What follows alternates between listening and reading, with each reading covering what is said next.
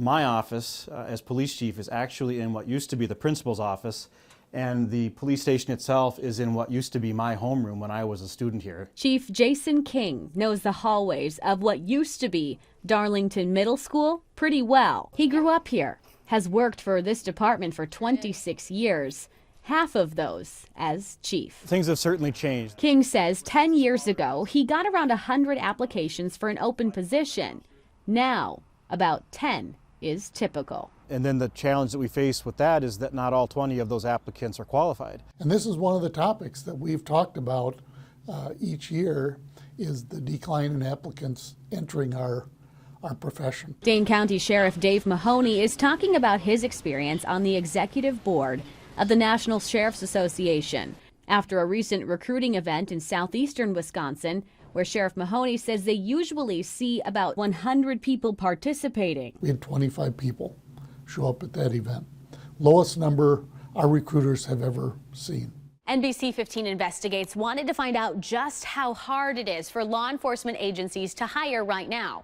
So I requested information from close to 40 law enforcement agencies in 14 counties. And across the board, the trend almost always remains a drastic decrease in people applying. People can make more money and get better benefits by going into the private sector. We get that. Of the 36 departments that responded, University of Wisconsin Police Department Chief Kristen Roman was the only one to say she's seen a bit of an increase in the number of applicants in the last 3 to 5 years.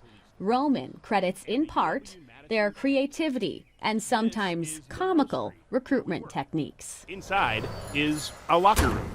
Hey, there's Derek. That's his locker. The locker next to Derek is empty. That's sad.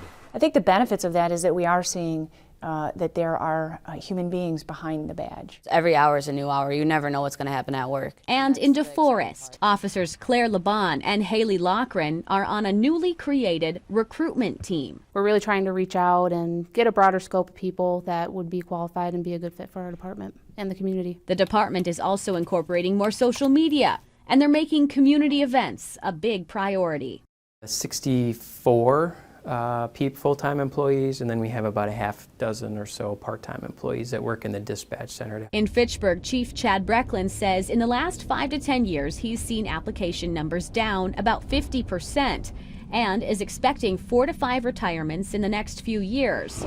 To help with hiring, his department recently started a lateral transfer program, which allows experienced police officers to come in at a higher starting salary.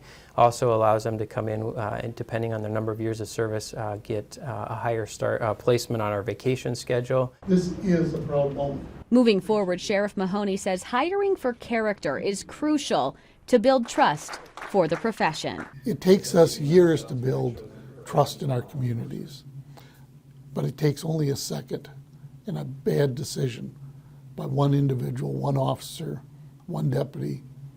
They can ruin that nationally, the reputation that law enforcement has in our communities. What we really need to do as communities, I think as media sources, is focus on the positive things that our law enforcement agencies are doing for our communities so that people aren't afraid to get into that line of work. A solution to the shortage, Chief King says we can all be a part of. Meghanreistad, NBC15 News.